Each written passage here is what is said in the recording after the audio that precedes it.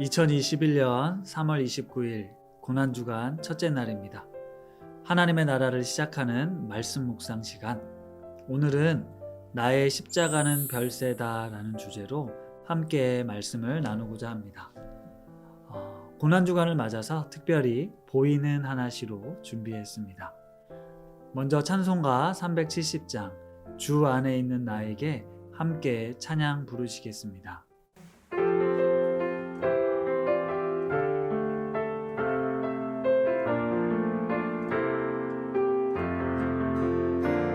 주 안에 있는 나에게 난 근심이 있으랴 십자가 밑에 나아가 내 짐을 풀었네.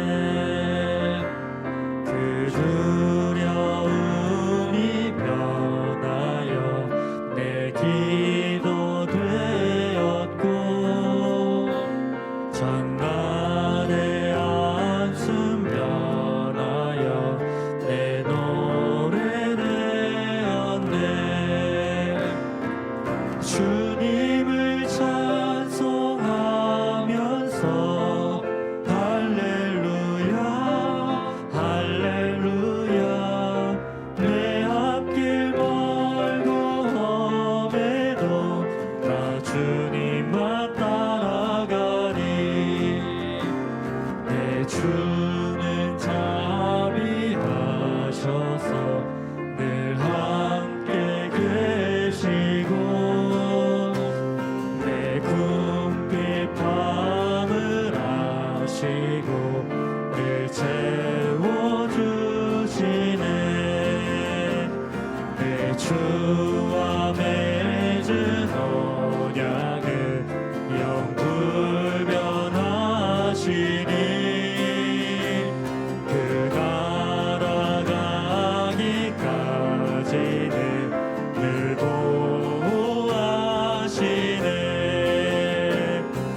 주님을 찬송하면서 할렐루야 할렐루야 내 앞길 멀고 험해도 나 주님만 따라가리.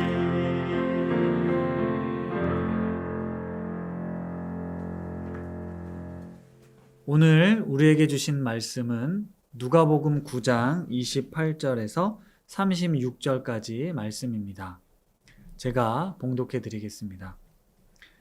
이 말씀을 하신 후 8일쯤 되어 예수께서 베드로와 요한과 야고보를 데리고 기도하시러 산에 올라가사 기도하실 때에 용모가 변화되고 그 옷이 휘어져 광채가 나더라. 문득 두 사람이 예수와 함께 말하니 이는 모세와 엘리야라. 영광 중에 나타나서 장차 예수께서 예루살렘에서 별세하실 것을 말할세 베드로와 및 함께 있는 자들이 깊이 졸다가 온전히 깨어나 예수의 영광과 및 함께 선 두 사람을 보더니 두 사람이 떠날 때에 베드로가 예수께 여짜오되 주여 우리가 여기 있는 것이 좋사오니 우리가 초막 셋을 짓되 하나는 주를 위하여 하나는 모세를 위하여 하나는 엘리야를 위하여 하사이다 하되 자기가 하는 말을 자기도 알지 못하더라. 이 말할 즈음에 구름이 와서 그들을 덮는지라. 구름 속으로 들어갈 때에 그들이 무서워하더니 구름 속에서 소리가 나서 이르되 이는 나의 아들 곧 택함을 받은 자니 너희는 그의 말을 들으라 하고 소리가 그침에 오직 예수만 보이더라. 제자들이 잠잠하여 그 본 것을 무엇이든지 그때에는 아무에게도 이르지 아니하니라. 아멘. 우리는 별세라는 단어를 언제 듣고 사용할까요? 맞습니다. 누군가 죽었을 때, 돌아가셨을 때 별세하셨다라는 단어를 사용합니다. 별세의 뜻은 세상과 이별하다라는 의미인데요. 여기서 별이라는 한자에는 나누다, 헤어지다라는 뜻도 있지만 다르다라는 뜻도 있습니다. 성경에 이 별세라는 단어가 등장하는 곳이 딱 한 군데 있는데요. 바로 오늘 본문 말씀에 딱 한 번 나옵니다. 누가는 특별히 예수님의 죽으심과 관련해서 별세라는 단어를 선택해서 사용합니다. 혹시 별세 신학이라는 말을 들어보신 적이 있을까요? 저는 신대원 때 동기 목사님으로부터 처음 들었는데요. 졸업할 때는 별세 지도자라는 책도 선물 받았습니다. 이중표 목사님이라는 분께서 별세 신학을 주창하셨는데, 별세 신학은 십자가와 부활이라는 토대 위에 하나님의 나라를 실현하는 분명한 목적을 가진 신학입니다. 우리가 잘 아는 갈라디아서 2장 20절 말씀, 내가 그리스도와 함께 십자가에 못 박혔나니 그런즉 이제는 내가 사는 것이 아니요 오직 내 안에 그리스도께서 사시는 것이라. 이제 내가 육체 가운데 사는 것은 나를 사랑하사 나를 위하여 자기 자신을 버리신 하나님의 아들을 믿는 믿음 안에서 사는 것이다 라고 기록합니다.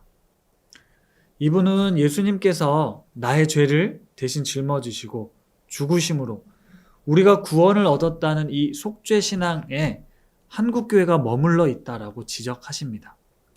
여기서 끝나는 신앙이 아니라 우리가 예수님의 십자가를 통해서 이전과는 완전히 다른 새로운 삶을 살아야 한다라고 주장합니다. 그래서 별세라는 단어를 사용하셨는데요. 세상과 다르다는 별세. 우리는 세상 사람들과 다르게 살아야 합니다. 세상과 다르게 살아냄을 통해 하나님의 나라를 완성해야 하는 것이죠. 오늘 본문 말씀은 예수님께서 베드로와 요한, 야고보를 데리고 기도하시러 산에 올라가셔서 기도하시던 중에 용모가 변화된 사건입니다. 다른 복음서에도 기록이 되어 있는데요. 인간의 모습과는 다른 거룩하고 빛이 나는 존재로 그 주변에 있던 제자들이 심히 두려워할 만큼 경이로운 분위기였습니다. 그리고 그곳에 모세와 엘리야로 보이는 두 인물이 예수님과 이야기를 나눕니다. 이때 베드로가 이처럼 거룩하고 영광스러운 현장에서 주님을 위해 그리고 모세를 위해 엘리야를 위해 초막을 짓겠다고 합니다. 여기에 예배당을 짓고 당신들을 모시고 싶다라는 뜻입니다. 그런데 곧이어 하늘에서 구름이 와서 그들을 덮고 구름 속에서 소리가 들려옵니다. 마치 예수님께서 세례를 받으셨을 때 그 음성이 다시 들려오는데요. 이는 나의 아들, 곧 택함을 받은 자니 너희는 그의 말을 들으라 하고 예수님만 남고 그 신비한 장면이 사라지게 됩니다. 베드로와 제자들이 다시 현실로 돌아온 것이죠. 아직까지 제자들은 예수님이 자신들이 꿈꾸는 메시아, 영광스러운 왕으로 우리를 해방시킬 것으로 믿고 있었기에 십자가를 지고 주님을 따른다는 것이 어떤 의미인지 잘 몰랐습니다. 그런데 오늘 이 본문에 특이한 설명이 나오는데요. 마태와 마가는 기록하지 않았지만 누가는 모세와 엘리야가 예수님과 함께 이야기를 나누는데 장차 예수께서 예루살렘에서 별세하실 것을 말할세라고 기록합니다. 우리는 이 말씀을 보면서 당연히 예수님이 죽으심에 대해서 이야기를 하는구나 라고 생각하겠지만 여기서 말하는 별세라는 헬라어는 엑소도스라는 단어입니다. 죽는다라는 다른 단어가 분명히 있음에도 불구하고 여기서는 엑소도스라는 단어, 탈출하다, 무엇으로부터 벗어나다라는 단어를 사용하고 있으면서 마치 이스라엘이 애굽에서 출애굽하는 장면을 떠올리게 하는 것이죠. 누가는 예수님의 이 십자가가 단순히 죽음이 아니라 이전과는 전혀 다른 출애굽의 삶을 시작하는 새로운 출발이라는 걸 강조하고 있는 겁니다. 그럼 이스라엘의 출애굽 사건을 한번 떠올려 볼까요? 고통 가운데 신음하며 살아가던 이스라엘 백성들을 하나님께서 기억하시고 돌아보십니다.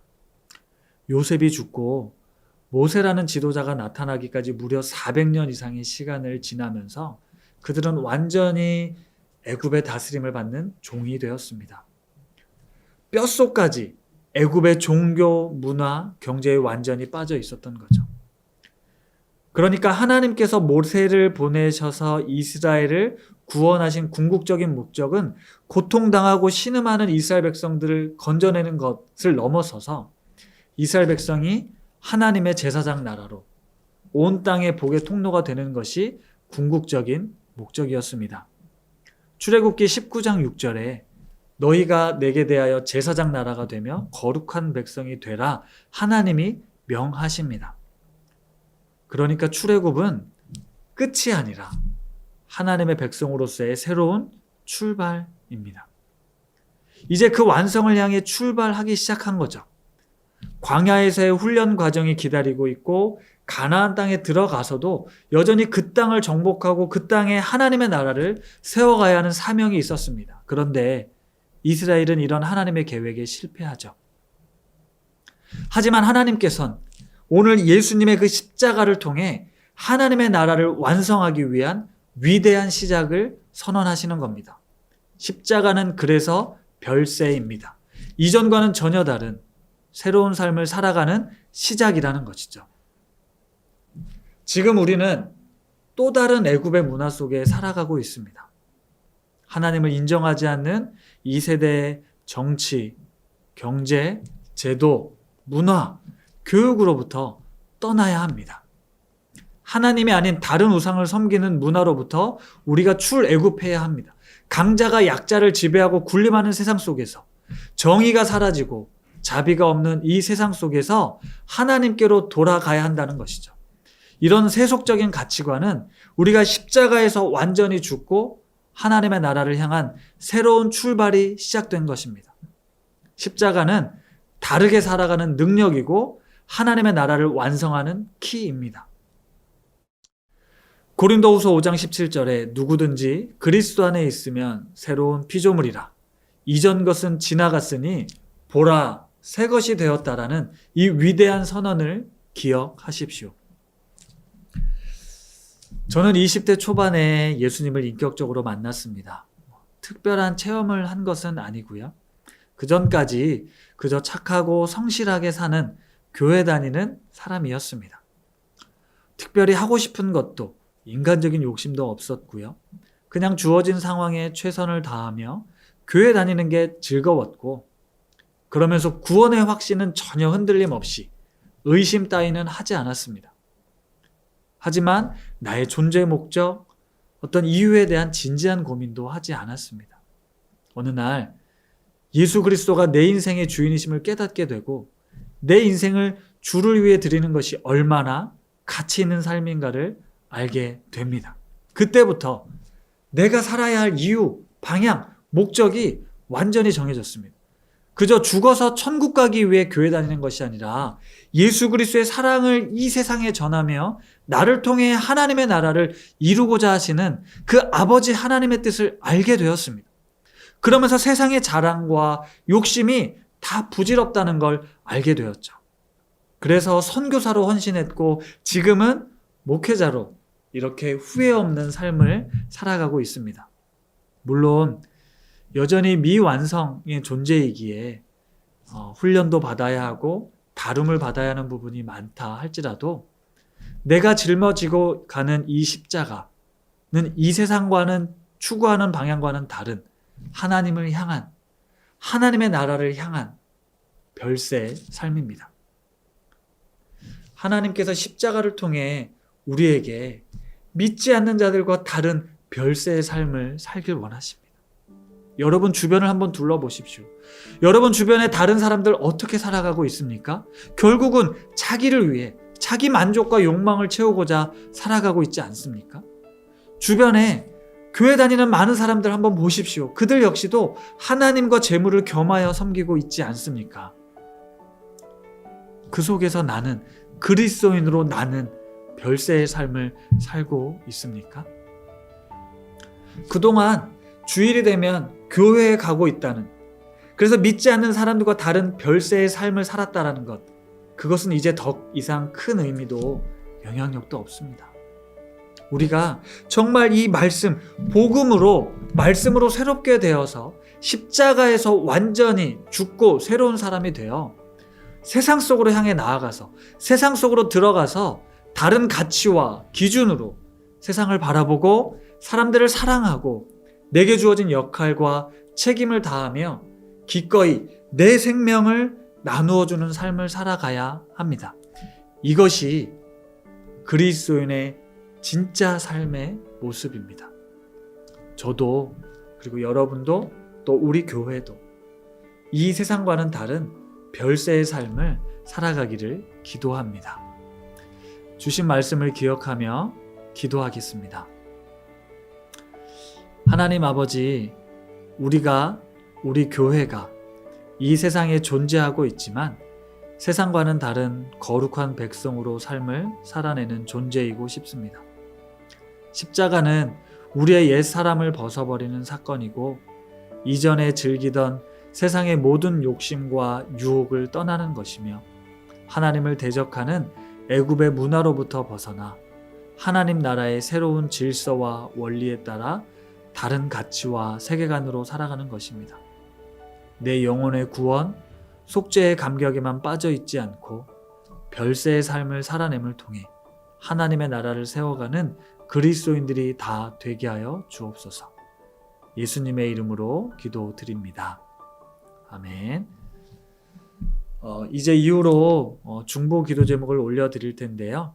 찬양을 들으시면서 개인적으로 더 기도하는 시간을 가지시고 오늘 저녁부터 시작되는 고난주간 저녁 기도회 8시부터 시작됩니다. 줌으로 모이는 저녁 기도회에도 많은 참여를 부탁드립니다. 기도 제목입니다. 하나님, 나의 십자가를 짊어지고 이 세상의 가치와 기준과는 다른 별세의 삶을 살기 원합니다. 하나님께서 나를 구원하신 목적이 바로 별세의 삶을 통해 거룩하게 구별된 하나님의 자녀로 살아가는 것임을 깨닫게 하옵소서라고 이 시간 같이 결단하며 함께 기도하겠습니다.